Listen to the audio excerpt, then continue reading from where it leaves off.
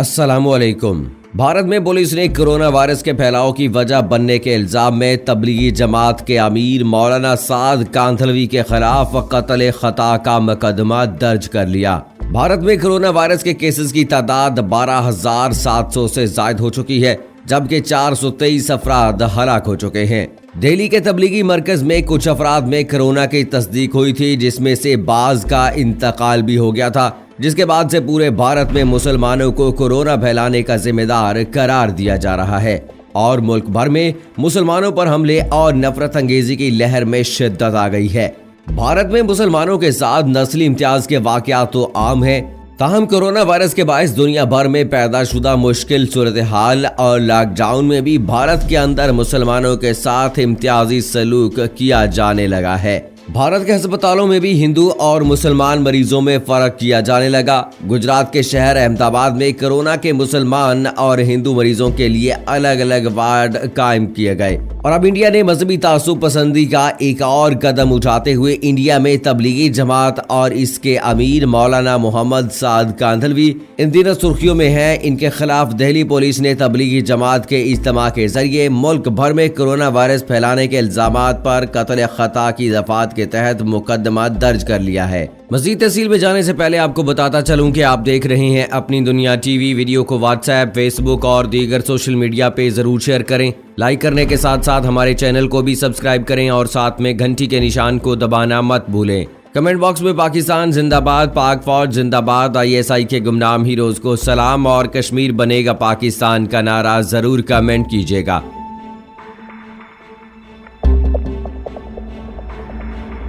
दिल्ली की मशहूर निजामुद्दीन बस्ती के लोकल बॉय हैं। तबलीगी जमात की सरबराही उन्हें विरासत में मिली है। मौलाना साद इस्लाम के आलम नहीं माने जाते, लेकिन अपनी तंजीम पर उनकी गिरफ्त मजबूत है। मौलाना साद 1926 में तबलीगी जमात की तश्कील करने वाले मौलाना मोहम्मद इलियास कांधलवी के पड़पोते हैं। एक तरह ये कहा जा सकता है कि उन्हें जमात की लीडरशिप या सरबराही विरासत में मिली है। उनका जन्म 55 बरस पहले निजामुद्दीन इलाके के उसी घर में हुआ था जिसमें आज वो रहते हैं। उनका घर तबलीगी जमात के सदर दफ्तर या मरकज के बिल्कुल करीब है। जमात के लाखों अरकान दुनिया के 80 से जायद ममालिक में रहते हैं। इनमें पाकिस्तान, बांग्लादेश, यूरोप, ऑस्ट्रेलिया और अमेरिका अहम है। मौलाना साद अपनी जमात के लाखों अरकान के रूहानी पेशवा हैं। वो दूसरों की कम सुनते हैं, लेकिन एक आम शख्स जो किसी को अपना दुश्मन नहीं मानते। अगर आप उनके बारे में गूगल करके कोई मालूमात हासिल करना चाहें तो आपको कोई खास मालूमात हासिल नहीं होंगी और ना उनकी तस्वीर या वीडियोज मिलेंगी। अगर उनके बारे में कुछ आर्टिकल मिले भी तो गलत या बेबुनियाद मालूमात पर मबनी होंगे। ऐसा इसलिए नहीं कि जमात या मौलाना साद खुफिया तरीके से काम करते हैं, बल्कि इसलिए कि जमात टीवी, फिल्म, वीडियो और इंटरनेट वगैरह के खिलाफ है। मौलाना साद के सबसे करीबी रिश्तेदार और इनके बहनोई ज़ियाउल हसन ने BBC को फोन पर बताया कि हमारे घरों में टीवी कभी नहीं आया। हम ना टीवी देखते हैं और ना ही तस्वीर खींचते हैं। जमात वालों की नजर में टीवी देखना, फोटो उतरवाना और फिल्में देखना मायूब या मजहब के खिलाफ समझा जाता है। जमात के कई अरकान के पास मोबाइल फोन भी नहीं है। मौलाना साद के करीबी रिश्तेदारों और उनको बरसों से करीब से जानने वालों से बातचीत करते हुए उनकी एक तस्वीर उभर कर सामने आती है।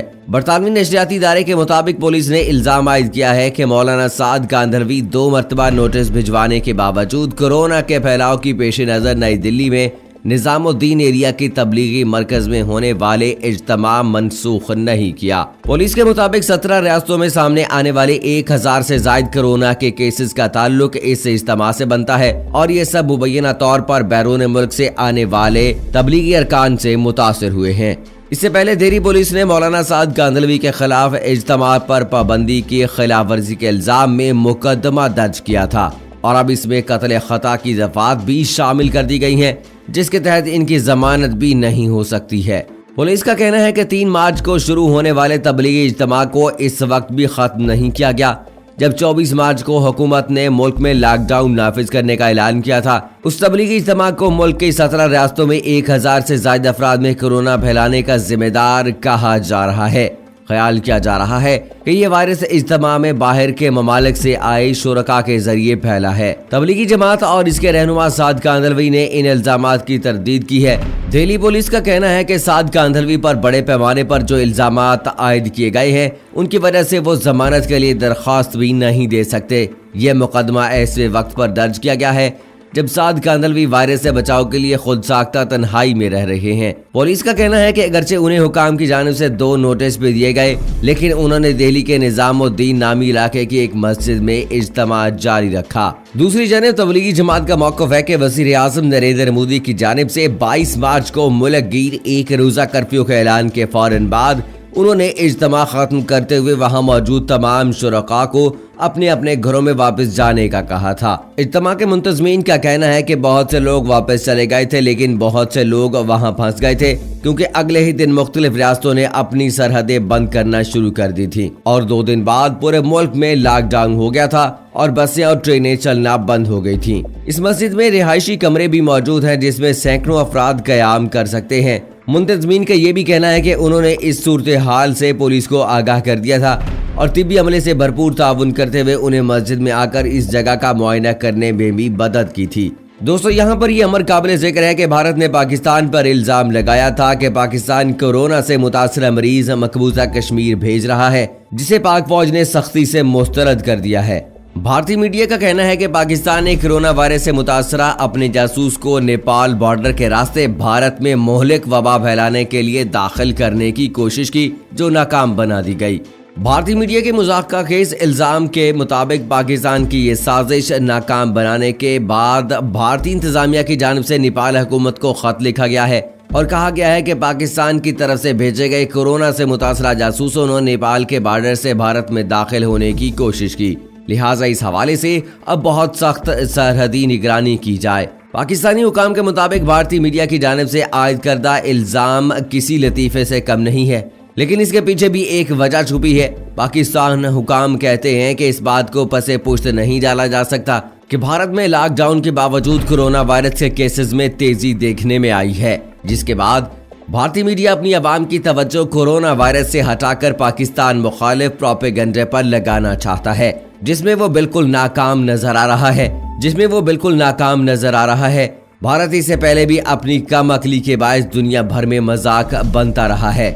इससे पहले भारत ने पाकिस्तानी कबूतरों पर जासूसी करने का इल्जाम लगाते हुए उन्हें गिरफ्तार कर लिया था, जिस पर भारत की खूब जगहसाई हुई और आलमी मीडिया ने भी इसका मजाक उड़ाया। बाद भारतीय मीडिया ने ये इल्जाम लगाया कि सरहद पार से भारत की हदूद में गैसी गुब्बारे भेजे गए हैं, जिनके जरिए पाकिस्तान भारत के इलाकों की जासूसी करना चाहता है और वायरस फैलाने की कोशिश करने का बेहुदा इल्जाम लगाया है, जो इसकी अपनी जगह हंसाई का बायस बन रहा है। दोस्तों, भारत में मुसलमानों को आए रोज इसी तरह से कोई ना कोई बहाना बनाकर तशद्दुद का निशाना बनाया जा रहा है।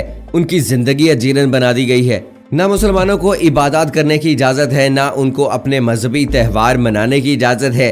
तो इस तरह भारत की मोदी सरकार हिंदुत्व का प्रचार करती नजर आती है और मुसलमानों के साथ ये तासुबाना रवैया ना तो सिर्फ बाहर बाकी है, बल्कि अब तो ये हॉस्पिटल में भी पहुंच चुका है। जी हाँ, कोरोना वायरस के शिकार जितने भी लोग हैं, चाहे वो मुसलमान हैं या हिंदू, पहले वो इकट्ठे थे, लेकिन अब उनको अलग अलग कर दिया गया है और यह बाकायदा ऐलान कर दिया गया है कि आइंदा आने वाले मुस्लिम कोरोना वायरस से जो इफेक्टेड लोग हैं उनको मुसलमानों के वार्ड में अलग रखा जाएगा, जबकि हिंदुओं को अलग रखा जाएगा। तो दोस्तों, मुसलमानों के खिलाफ मोदी की ये पॉलिसी इसी तरह से मौसर तरीके से काम करती नजर आ रही है। अब देखना होगा कि मुसलमानों के साथ क्या इसी तरह तो नहीं होता रहेगा। क्या मुसलमान अपनी आवाज जिस तरह से पहले बुलंद करते आए हैं अब भी बुलंद करेंगे? लेकिन क्या हिंदुओं के इस बात के मुकाबले में पूरी दुनिया के मुसलमान ममालिक नहीं आ सकते? एक मुस्लिम ममालिक दूसरे को प्रोटेक्ट क्यों नहीं करता है? दोस्तों, अल्लाह से दुआ है कि अल्लाह ताला पाकिस्तान के हालात बेहतर कर दे और जो इस तरह की सूरत हाल पैदा होती है उससे अल्लाह ताला मुसलमानों की जान छुड़ा दे। आमीन सुम्मा आमीन। दोस्तों, इसी के साथ मुझे इजाजत दीजिएगा। फी अमानिल्लाह।